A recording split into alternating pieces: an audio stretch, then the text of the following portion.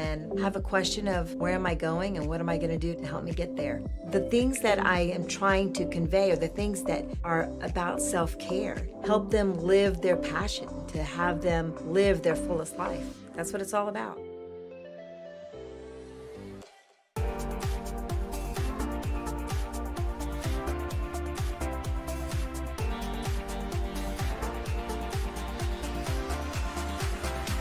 Welcome to your Healthy by Association Weekly Wellness Check with Aaron Wolowick,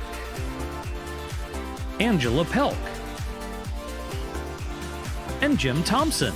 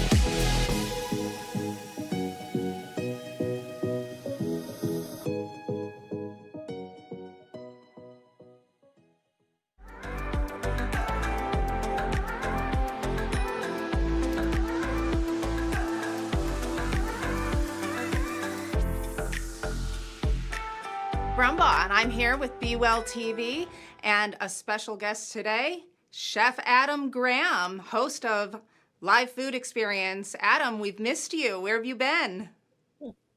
Well, I have relocated for the time being. I'm up in a suburb of Chicago. So yeah, I traded Orlando and nice and sunny and papaya trees to snowmen and the Windy City for a period of time. Well, it seems like a kind of strange time to make that move. Although Chicago is great, it's very cold right now, but I know you had a good reason. And I kind of want to talk about that today. Can you tell the audience, first of all, Sure. what you're doing with your cooking? Because I know I don't want everyone to think that you're not doing it anymore. I know that you have lots of opportunities to be seen online. And then I want to talk about why specifically you made that move. Yeah, so I have some longevity genes, and on my mom's side of the family, my grandmother lived to be 102. This is actually I've set up my office in what used to be her bedroom, which hasn't changed much. And my uncle, who was actually working as a dentist up until 10 years ago, and then continued working. He's 95, so he's got those, like I said, longevity genes, and he's here in Chicago, or the suburbs, and he's been living by himself for the past, actually, most of his life. So in a big house, big cold house. And I came up here preemptively to support him, be around, just help out, give him some companionship, and just to be supportive. So yeah, it was. Fortunately, he's only on 2 medications that are actually, in my opinion, regarding my approach to health and everything, are unnecessary. I mean, in terms of his diet and his life, he's earned every year of his life, and yeah. So I'm here to just support him, and my work in the kitchen. I didn't come up here to completely alter uh, his menu, but I've been contributing, and he's definitely a good eater and very supportive of what I'm sharing. So that's the current state of affairs.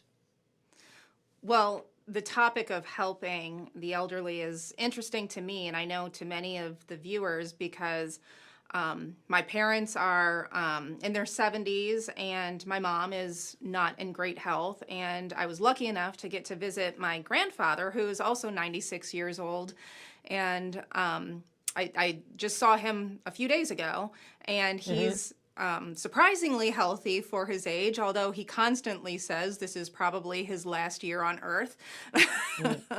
But he's luckily relatively healthy. But I know that there are challenges when you are a child or a grandchild or nephew, as it is, who's taken on that responsibility of caring for that individual. So what have you experienced that are just some of the general challenges that someone might encounter when they've taken on this responsibility that maybe, there are probably viewers that aren't quite there, but they see it coming. What should they be aware of? Well, I would encourage you.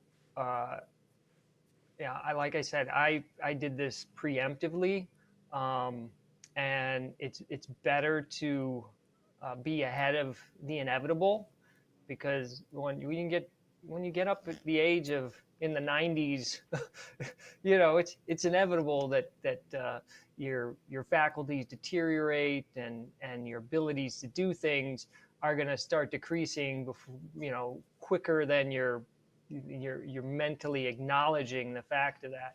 So I think one of the challenges right off the bat is children, people giving more credit or waiting for an emergency to happen. I would, the motivation that I had was to not get that phone call or hear from my cousin or something. Oh yeah, did you hear that?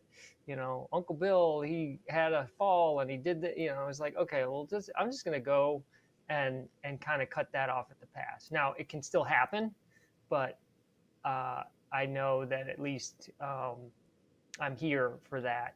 Another thing, one of the challenges is, and it's just something I acknowledge, is that my uncle, he has a routine that he is very, you get 95, you know what you like, you got a regiment, you got a thing. Like even when we drive to the store, he's actually still driving. So I have not driven him around since I've been here. I ride shotgun in his Mitsubishi 3000 GT, 5-speed race car, which, he drives like he's 95, which is fine. I kind of was like, hey man, he was getting upset because cars were going around him, and he was like, "Rrr." And I'm like, Uncle Bill, the speed limit's 40 and you're doing 30. And you're getting dusted by a minivan. Right. And it's like, it's okay. Just, it's not on them. It's on you. Because if the speed limit's 40, everybody's doing 50 and you're doing 30. So, come on, you got to meet them in the middle. At least do the speed limit. So I didn't show up here to like lay down the law or do any, disrupt his flow. So the way I approached it was, I just wanted, I showed up like a guest and observed, and I spent the first couple of weeks just seeing what the routine was, and then seeing different ways that I could add to it. enhance it. And that's one of the things when I asked permission. What do you think about me coming up and staying with you? Um, and yeah, I let him. He took a couple weeks to to weigh in on that. And of course, I talked to my other my cousins, and we one of the things is if you have the option of not doing it alone, in terms of asking for help from your other family members, whether they can be there periodically to provide a little relief, but even financial, or just kind of really discussing what the inevitable outcomes are going to be and how to proceed. So there's Right. no surprises. It's just like, hey, let's talk about this. One of the really interesting things is like about 6 months ago, my uncle called and he said, I need you to contact the cemetery, and you need to contact them. I'd like to be cremated and buried and in the grave with my sister, and which is my mom, and you need to coordinate that because you're the next of kin. And it was like a really awkward Yeah. call, because it was one of these, oh, it's my uncle, I put him on speakerphone, and the next thing you know, he's going on and on about being cremated and being where you were a co-interned in a great, and I'm like, whoa, this went sideways pretty quick. But at the same time, I was like, okay, this is a conversation that needs to be had, and I'm glad that I he's comfortable calling me. And it's just kind of like put it on speakerphone with a friend in the house, and they were like, whoa, what's going on? But these are, and when I had that conversation, I let my brothers know, I let my cousin know, and let them know what's, this is what my uncle is thinking about, and these are the plans that are being made, and And you you can't know, get just, around it. It's guaranteed to happen at some time. yeah. That's one of the few guarantees in life. So, that was also I took that as a kind of a message of like, hey, if he's thinking about this and making plans for this, it's like, maybe you should make plans to spend as much time and be supportive in whatever way capacity you can. So yeah, I've enrolled my cousins in just being involved, and I plan to do that actually a little more, because the level of care is only going to increase. I mean, my food can only do so much. I would love it if his arthritis, if he'd let me, if he let me go full on, I probably could get his arthritis to reduce significantly, and aches and pains. But at the same time, like I had said, he's got a routine and habits, and some of those things actually, I think they actually impact longevity. So I don't want to mess with a system that's working. Right. Like I said, I want to enhance it. And some of the things that I've been doing is, I make sure he's hydrated. When I'm down in the kitchen doing something, I might fill up a little. He uses the same coffee mug for most stuff, because of his arthritis. He's able to grip the coffee mug easier than like a glass. So when I'm in the kitchen, I'll fill up, give him some filtered water. He's been drinking tap water. He loves it's like he's from the generation where you could drink out of the faucet. So I make a point to give him clean water, in my estimation, cleaner water. That's good. I Keep him actually hydrated. one thing that I've heard or read is a lot of people as they get older, they don't drink enough water and they don't stay hydrated. And I actually saw something not too long ago where there was an invention, almost like a candy that would be available to the elderly that has essentially water or fluid in it, so they suck on it and they're getting their hydration, because that's such an important issue, I guess. Yeah, I mean, Inevitably, I think disease, death, the slow process of dying, a lot of it is tied into inflammation and dehydration, in those two things. So keeping that in mind, also making sure I get, I eat a lot of fresh fruit. And so my being here, he's seeing that. And then I'm also making like little fruit salads for him and putting like a cashew yogurt on it or something. And he's more than happy to eat that. If I didn't bring it out to him, he wouldn't think about it. But when I bring it out, he's like, oh yeah, he's definitely down to. And so I'm getting more fiber in his diet and more hydration. So that's going to help with elimination. He's on a prune juice regimen, which I guess my grandmother kind of instilled in him.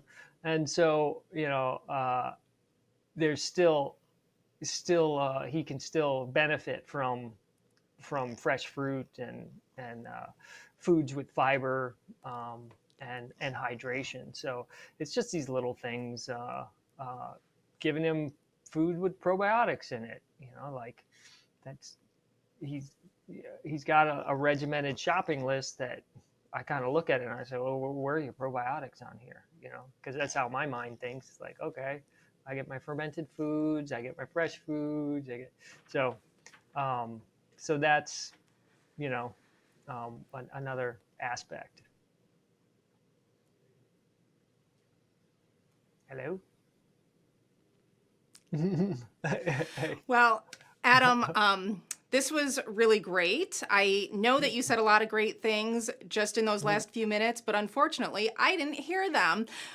Funny enough, small technical glitch, but it happens, and that's the world that we're in. So what I'd like to do is invite you to come back, because I know that you have more information, and I want to talk about what you're doing now with, I know you're doing some food prep demos and workshops virtually, so I want to let everyone know about that.